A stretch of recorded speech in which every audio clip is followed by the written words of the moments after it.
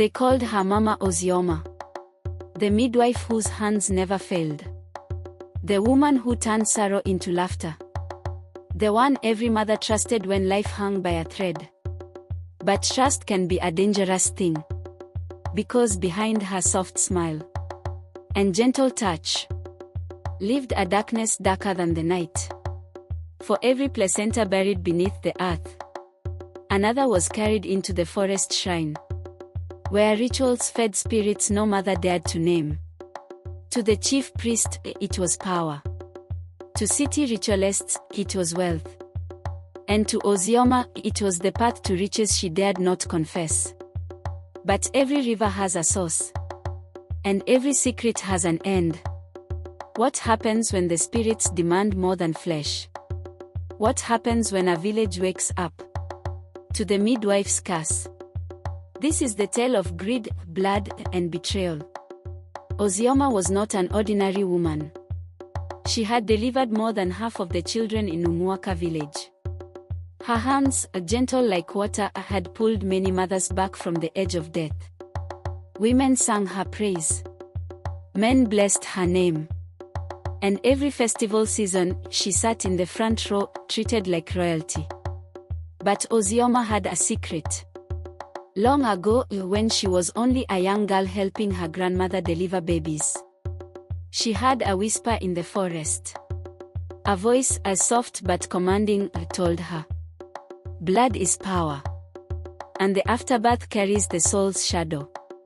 Keep it, feed it, trade it, and you will never know poverty again." At first she dismissed it as imagination. But when her grandmother died, leaving her alone, the voice returned. And the chief priest of Ani, the village deity, confirmed it. "The placenta is life," he told her. "Life that can be bent, molded, or sold." And so, from the very first birth she handled alone, Ozioma buried one placenta in the mother's compound, and carried the other in silence to the shrine. The women trusted her. But trust is the easiest veil to pierce when greed takes root. Deep in the heart of the forest stood the shrine of Ani, goddess of the land. It was a place no woman dared to enter alone. But Ozioma walked there at night with a calabash in hand. The chief priest, Yokonkwo, waited for her. His body painted in white chalk, his staff striking the earth with every step. "Ozioma," he said, as she laid down the calabash, "you have done well.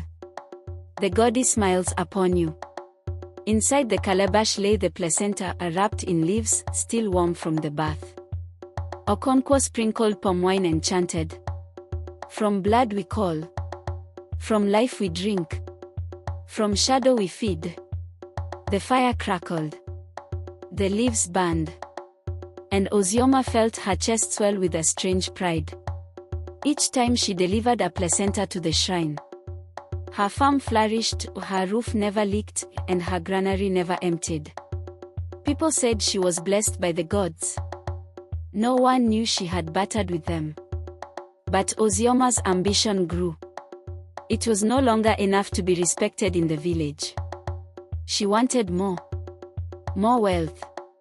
More comfort. More recognition. And soon that hunger would attract new buyers from beyond the village boundaries.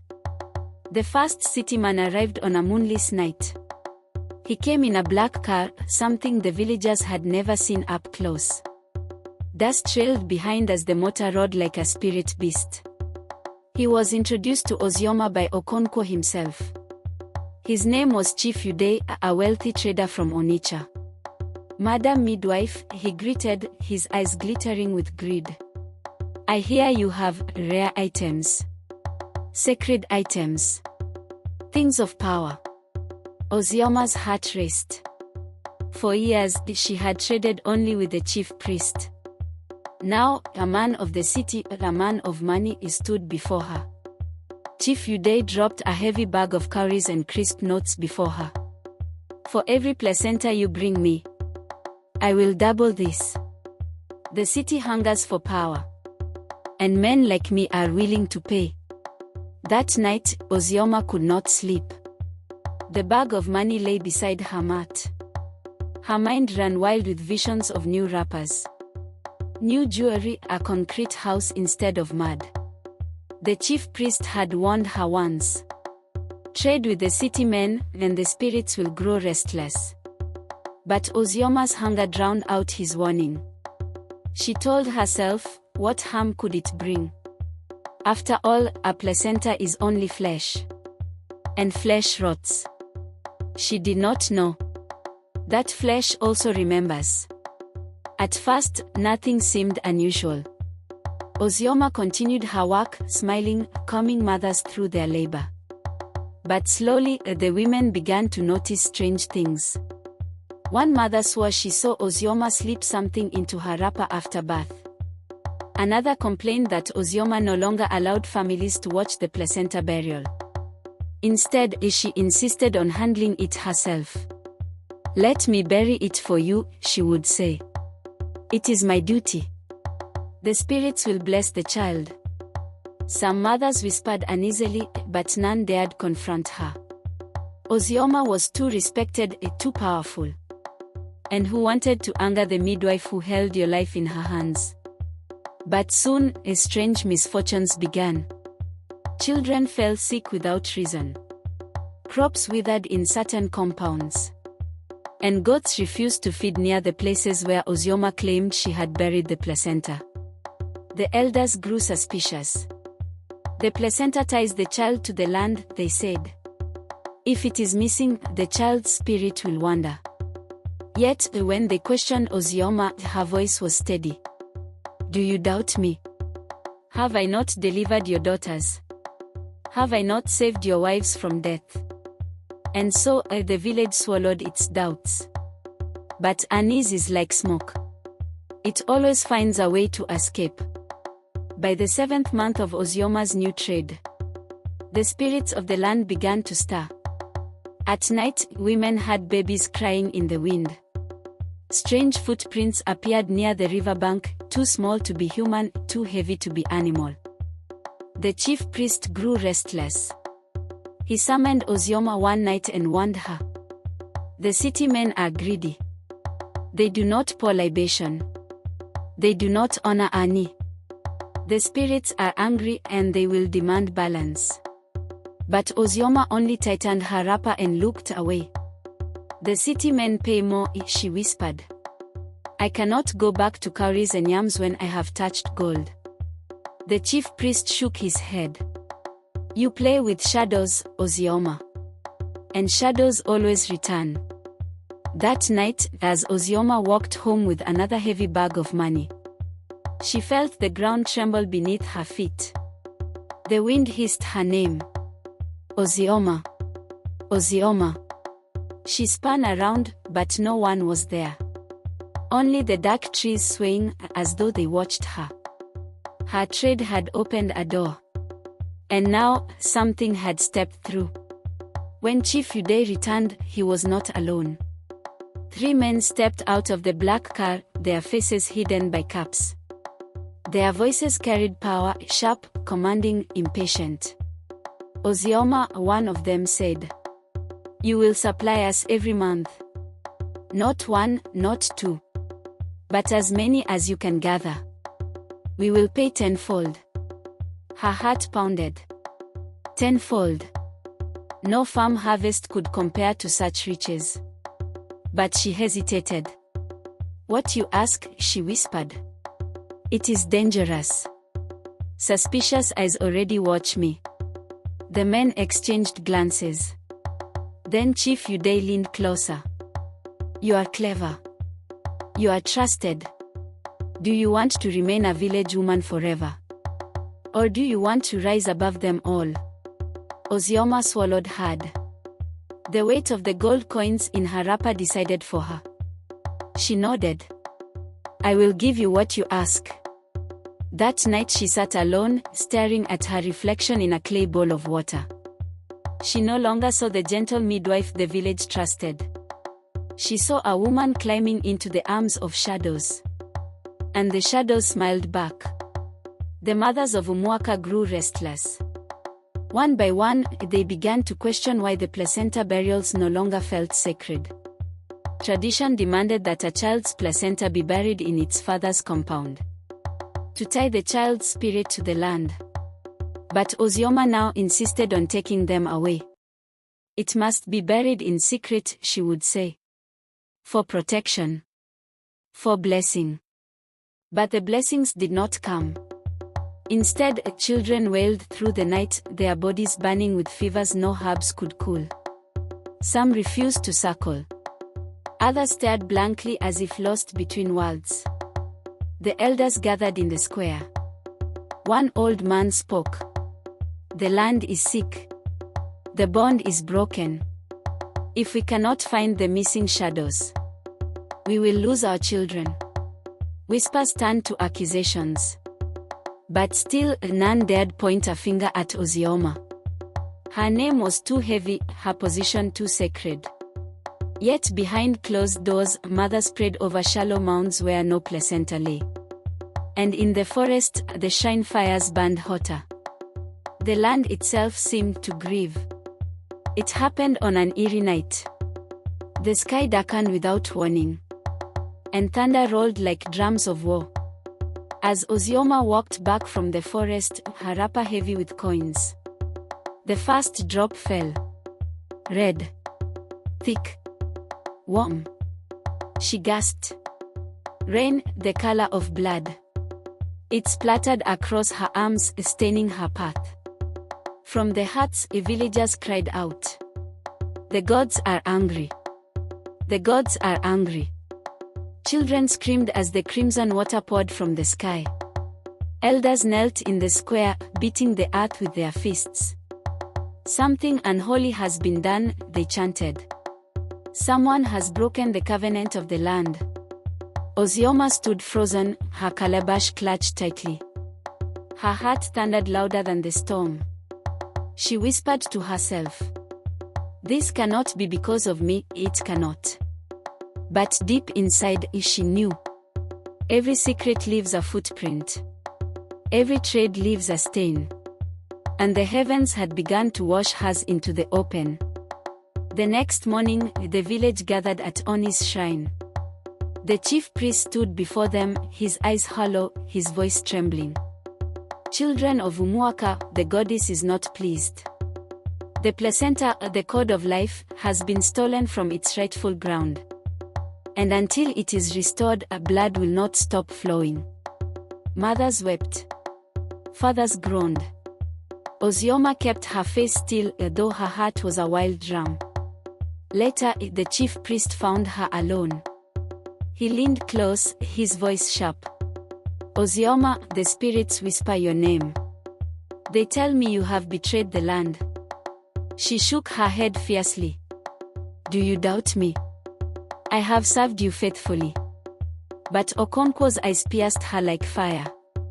Do not lie to me, O woman. The city men have taken what belongs to Ani. If you do not end this trade, the land will take its price in blood. Ozioma clenched her fists. She wanted to stop. But the memory of heavy gold, of fine clothes, of the black hair waiting, chained her to her grid. She bowed her head and whispered, I will think about it. But deep inside, she had already chosen. The turning point came with the birth of a child named Obina. His mother, Adiz, had struggled in labor for 2 days. Ozioma delivered him safely, but when the placenta was brought out, Adiz demanded it.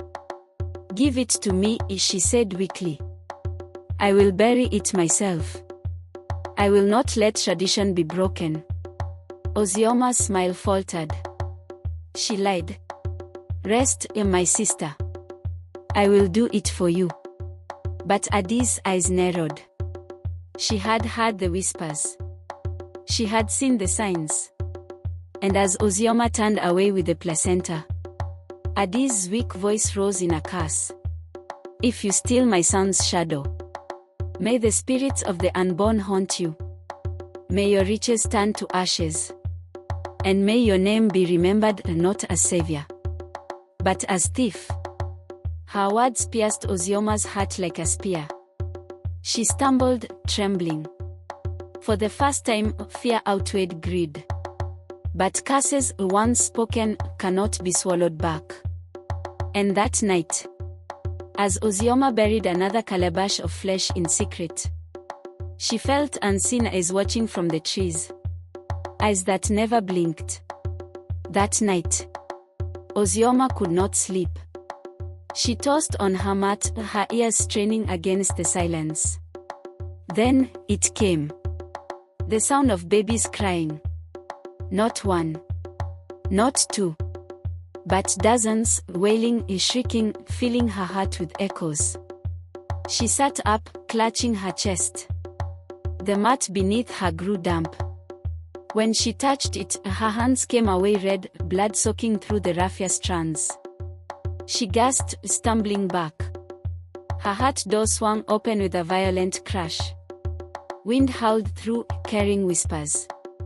Ozioma, thief of shadows. Return what you have stolen. Her breath hitched. She tried to speak, but no words came.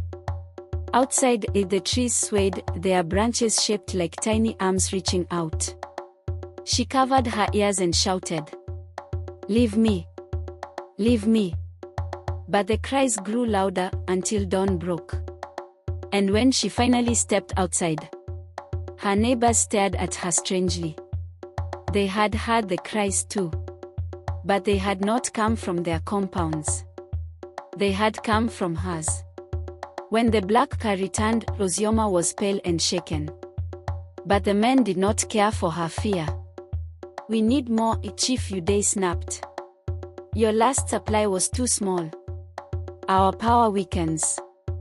Deliver, or we will take matters into our own hands." Ozioma's lips trembled. "It is dangerous, the village watches me more closely now. The women question me. The priest suspects." The tallest of the men leaned forward, his eyes cold. "Then silence them. If a woman resists, let her child's shadow vanish.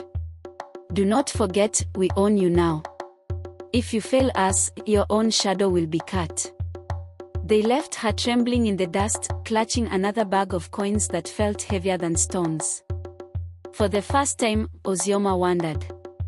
Had she made a deal with men, or demons in human flesh? She thought of Adi's curse. The memory stung her like hot coal.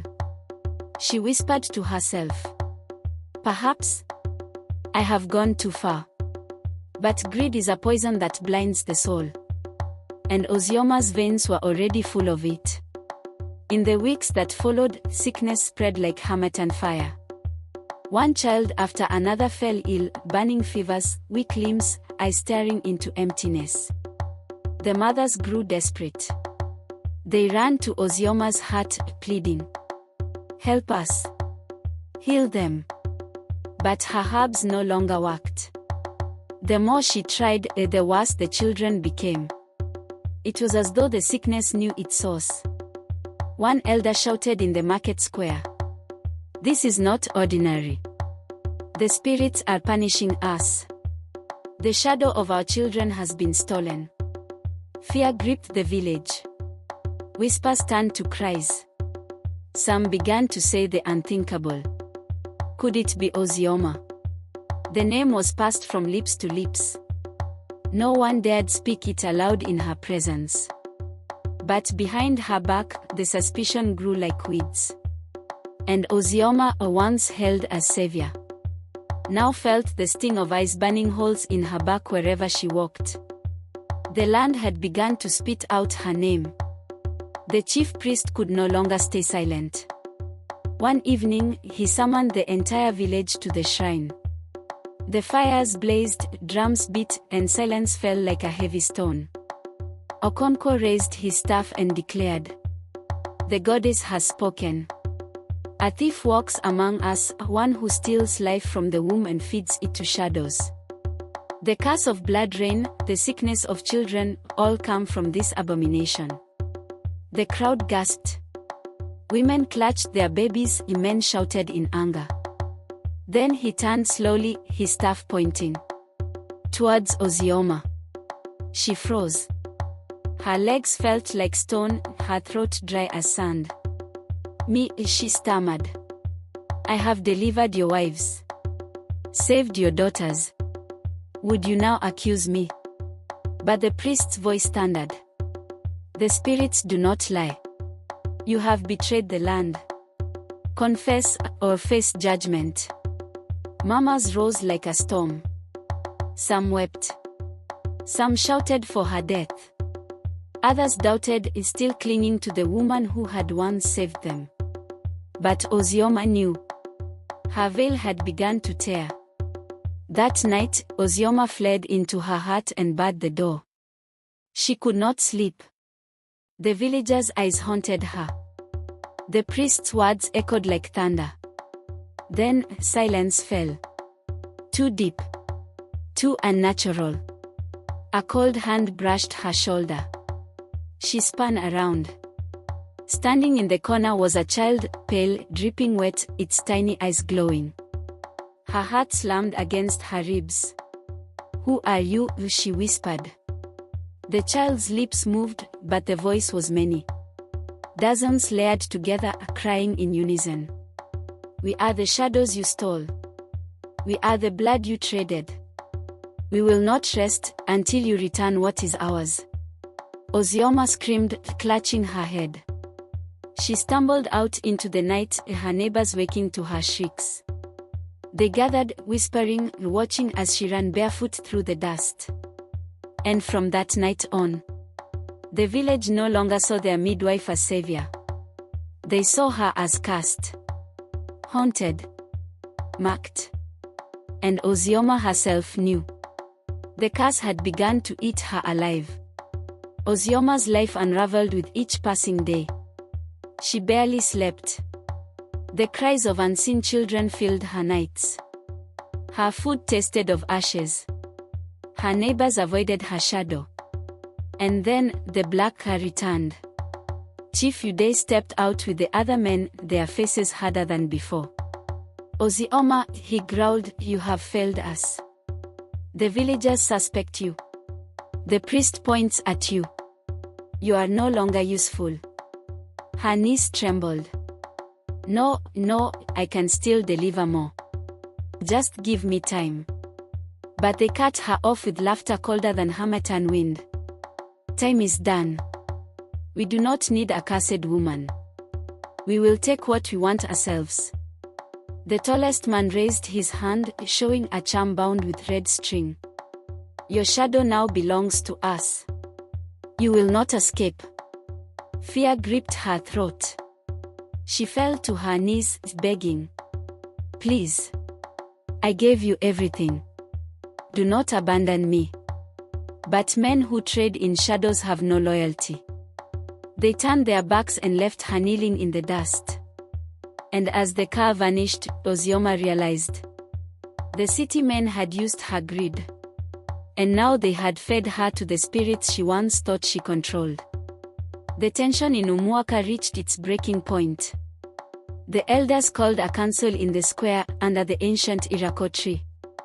Men beat the talking drum, summoning every family. The chief priest spoke first. "The land is sick. The goddess demands cleansing. The thief of shadows must face judgment." The crowd roared. Some demanded Ozioma's death. Others pleaded for mercy, remembering her years of service. But then Adiz, mother of Obina, stepped forward. Her voice cracked with sorrow and fury. "My son has not slept since his birth. His eyes stare at emptiness. His spirit wanders. If Ozioma does not return what she has stolen, then she has already killed him." Gasps filled the air. The mothers began to weep. The fathers clenched their fists. At last, the oldest elder raised his staff. "Ozioma will be taken to the shrine of Ani. There, the goddess herself will decide her fate." Drums thundered. And Ozioma, dragged from her hut, knew. Her judgment day had come. They brought her to the forest shrine at night. Torches lit the path, shadows dancing like restless spirits. The chief priest stood before the altar, his staff glowing faintly with chalk and blood. "Ozioma," he declared. "You are blessed with the gift to bring life. But you traded life for coins. You betrayed mothers, children, and the goddess herself. Now, confess, or be consumed." The villagers chanted, "Confess. Confess." Their voices rose like a storm. Tears streamed down Ozioma's face. "I only wanted more," she cried. "I wanted to rise above poverty. I wanted to live like those city men. I thought the placenta was only flesh." But before she could finish, the wind swept through the shrine. The torches flickered. The earth trembled. And from the altar, the shadows of children emerged, tiny figures, pale and weeping, surrounding her in a circle. Her scream pierced the night. For there, in their eyes, she saw her doom. The shadows closed in. Their tiny hands clawed at her wrapper, pulling, tearing. Their voices rose in a chorus of sorrow. "You stole us. You sold us. Now you will walk with us forever." The villagers wailed, covering their faces. Some fell to the ground, begging the goddess for mercy. But mercy does not visit thieves of shadows. But the shadows dragged her down, inch by inch, until only her face remained above the earth. Her last words echoed in the forest. "Forgive me, forgive me." Then, silence. The ground closed. The night was still. Where she had stood, only a hollow remained. And from that hollow grew a bitter plant, its leaves red as blood. The villagers whispered in terror. And Ozioma's name was never spoken again without fear. And so, the tale of Ozioma, the midwife of shadows, spread across the villages. Fireside storytellers whispered it to children, warning them. "Greed blinds. A gift from the spirits is not to be twisted for wealth. And he who steals what belongs to life, will be swallowed by death." In Umwaka, no placenta was ever again given to a stranger. Each was buried with sacred rites, the child's shadow tied firmly to the land. And mothers taught their daughters.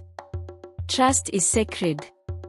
But trust misplaced, it can destroy a village. Even today, when rain falls heavy and red clay runs like blood, the elders shake their heads and say, "The goddess still remembers. And the crying shadows still walk the night." Thus ends the folktale of Ozioma. A story of greed, betrayal, and the price of forgotten traditions. Listen well, and never forget. No secret stays buried forever. What do you think? Would you have trusted Ozioma if she was your midwife? Tell me in the comments. And remember, subscribe now, more chilling folktales are waiting for you.